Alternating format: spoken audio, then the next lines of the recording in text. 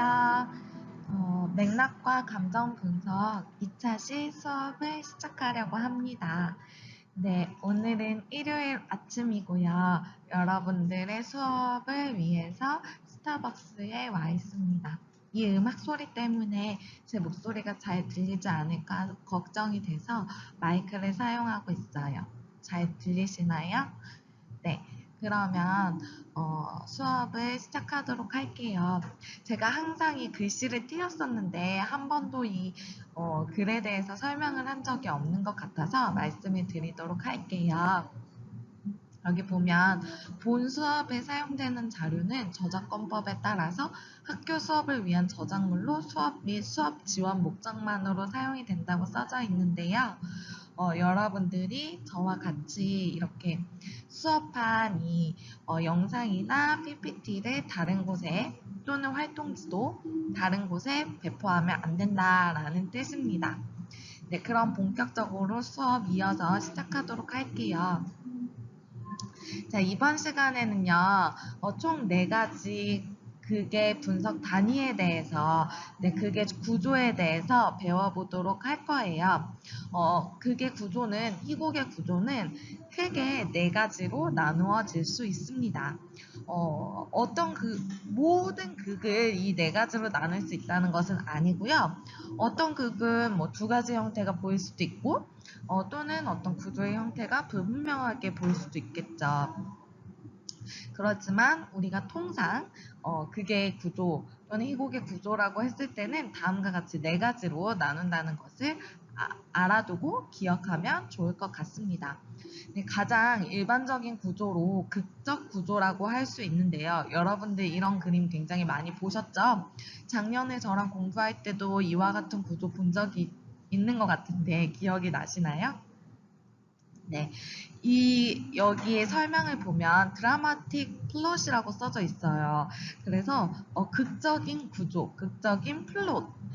그래서 이거를 아리스토텔레스적 구조라고도 부르고요. 점층적 구조라고도 불러요. 왜 아리스토텔레스가 나올까? 바로 아리스토텔레스가 말했던 삼막 구조의 형태이기 때문이에요. 그래서 여기 보면 도입, 중간, 결말 이렇게 3가지로 나누어져 있는데 이걸 우리가 아는 형태로 얘기를 해보면 처음, 중간, 끝 이렇게 얘기할 수 있겠죠. 이걸 삼막구조라고 배웠었는데 기억나시나요? 네, 이와 같은 것을 5가지의 구조로 나누면 이것도 저희가 배웠는데 발단, 전개, 위기, 절정, 결말 이렇게 5개의 구조로 나누기도 하고요. 5막으로 나눌 수도 있겠어요. 그래서 이 극적 구조라는 거는 사건이 어떤 원인에 따른 결과로 진행이 되는 구조를 얘기를 합니다. 어떤 사건이 있었기 때문에 다음 이야기가 또 벌어지고 또 어떤 그 이야기 때문에 또 다른 이야기가 벌어지고 그래서 보면 항상 갈등이 있죠. 그래서 그 갈등 때문에 이뤄지는 그 다음 이야기, 또 다음 이야기에서 더 쭉쭉쭉쭉 올라가서 클라이막스까지 이어지고 거기에서 해소가 된 다음 결말로 떨어지는 그런 구조를 극적 구조라고 합니다. 그래서 예를 들면 소포클레스의 오이디푸스나 셰익스피어의 햄릿 같은 경우를 예를 들 수 있겠어요. 햄릿을 우리가 잘 아는 극이니까 한번 이야기를 해보면 처음에 햄릿 그 극에서 아빠가 죽은 상태 그리고 삼촌이 자기 친엄마와 결혼한 상태로 시작을 합니다. 그래서 자기의 삼촌인 클로디우스가 왕이 되고 그다음 자기 친엄마가 이제 여왕이 되는 그런 상황인데요. 제1극적 전환점 그래서 가장 큰 첫 번째 갈등이 망령으로 자기 친아빠가 나와요. 햄릿한테 나타나죠. 그래서 이 망령이 야, 나 사실 클로디우스가 날 죽인 거야. 모함을 해서 독국물을 넣어서 내가 마셔서 그것 때문에 죽었어. 라고 햄릿에게 말해주죠. 그래서 그걸 알고 나서 햄릿이 복수를 하기 위해서 여러 가지 일들을 벌이는데 그게 바로 중간부가 되겠습니다. 그리고 그래서 뭐 연극도 만들고 뭐 그 일 때문에 뭐 이렇게 복수를 하려고 하는 과정에서 햄릿이 미쳤다 막 이렇게 판단이 되어가지고 오피리어가 자살을 또 하기도 하고, 오피리어는 햄릿과 사랑하는 관계였죠. 그런 일들이 쭉쭉쭉 벌어지고 클로디우스가 결국에는 햄릿을 죽이고자 하는 그런 계략을 짜게 돼요. 그래서 오피리아의 오빠와 결투를 벌이게 하고 그 칼에 독극물을 묻혀서 햄릿을 죽이려고 하는 그런 모함이 일어나게 되고, 결말은 비극으로 끝나죠. 모두가 다 죽게 돼요. 햄릿, 뭐 클로디오스, 뭐 거투르드, 뭐 오피리아 오빠 다 죽게 되죠. 그래서 그런 비극으로 치닫게 되는 결말으로 이르게 되는데, 어쨌든 이 햄릿이라는 작품이 극적 구조로 이루어져 있다. 그래서 점층적으로 쭉쭉쭉 클라이맥스를 향해 올라가는 구조로 되어 있다라고 볼 수 있겠습니다. 네, 다음으로 넘어가서 저희가 이전에 1교시에 한여름밤의 꿈에 대해서 얘기를 했었는데요. 그때 선생님이 얘기했던 게 서사 구조죠. 그래서 지금 이 시간에 조금 더 구체적으로 제가 말씀을 드리면, 서사 구조라는 것은요, 독립된 작은 이야기들로 구성이 되어 있다. 그리고 이 이야기의 사이에 관계가 있어요. 그래서 마지막에는 이 전체적인 따로 떨어져 있었던 것만 같았던 이 이야기들이 결국에는 다 관계를 맺고 있는 것들을 마지막에 오픈을 하게 되죠.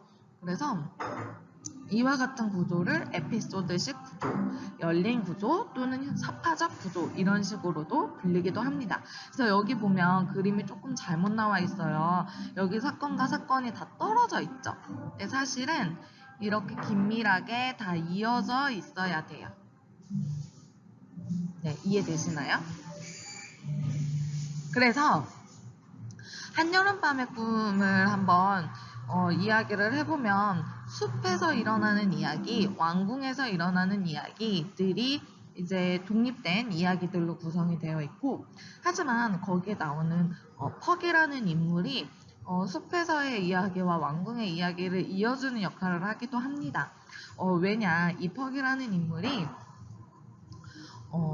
라이센더와 데미트리우스의 그 눈에 꽃즙을 뿌리면서 이 사각관계가 갈등이 더 깊어지기도 하고 결국에는 갈등이 더 해결되기도 하는 역할을 하기 때문이죠. 그래서 이 두 가지의 이야기가 얽히고 설켜 있다는 것. 그래서 이 한여름밤의 꿈에 어떤 사랑 이야기를 다루고 있다는 그런 인과관계를 이루고 있습니다.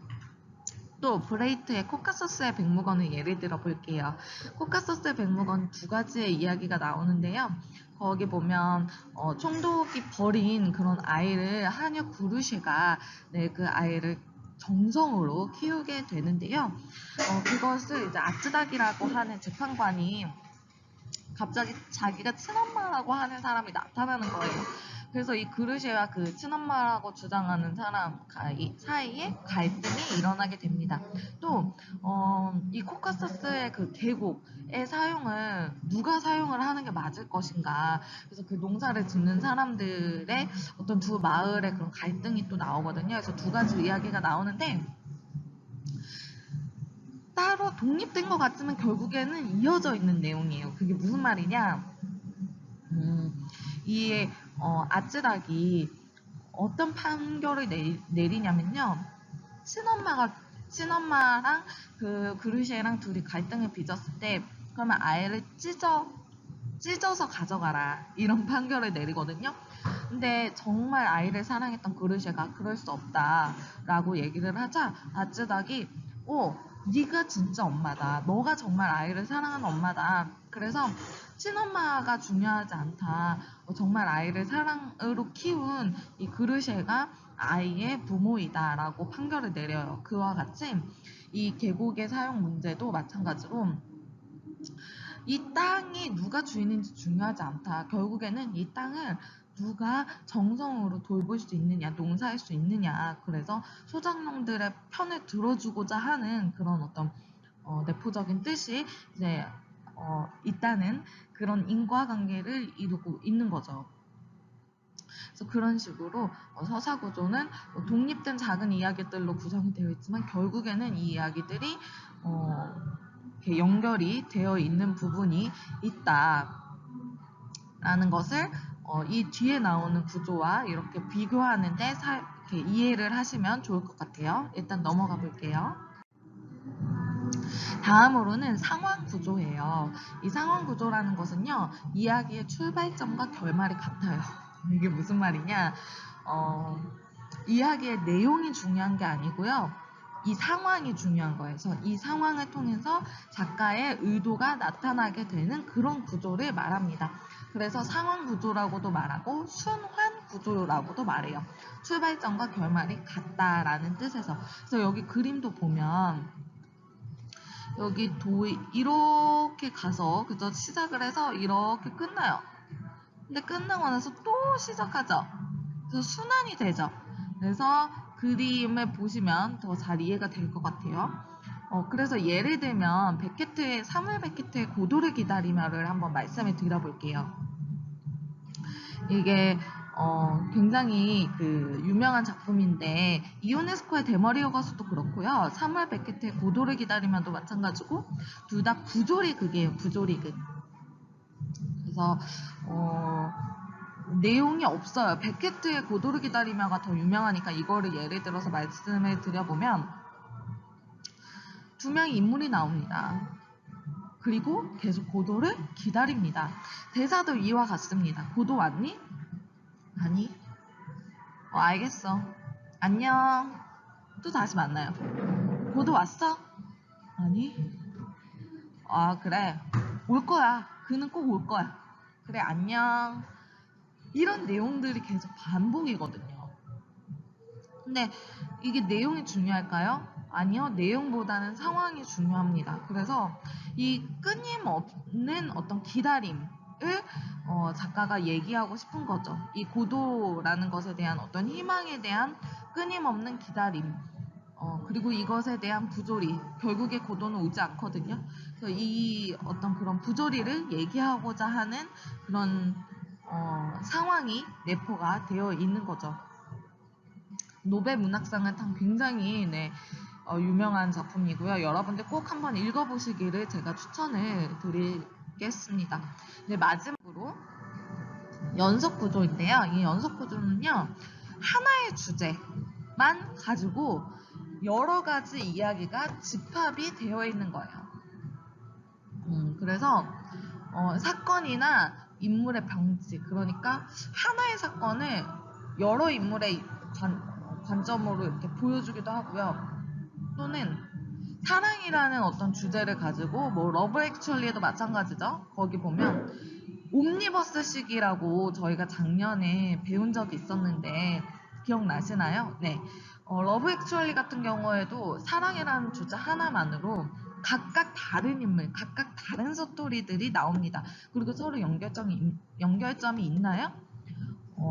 거의 없죠.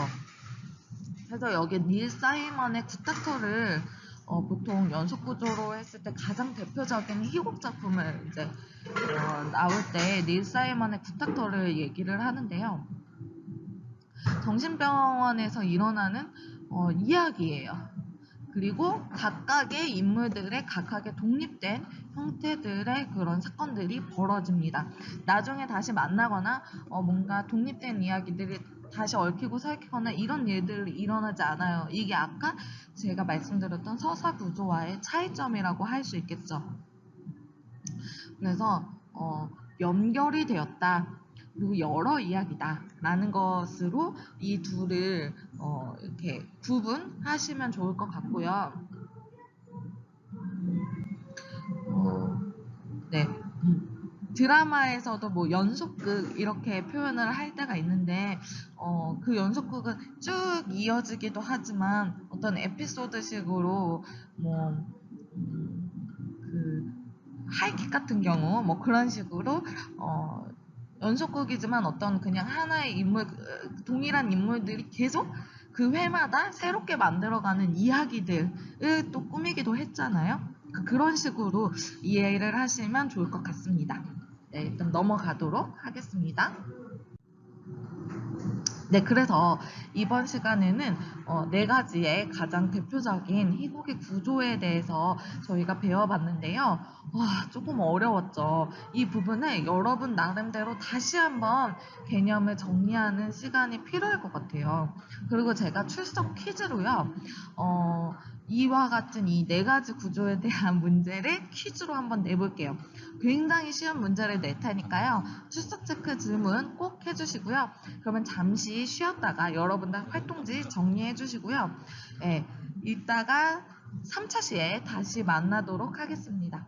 이따 만나요.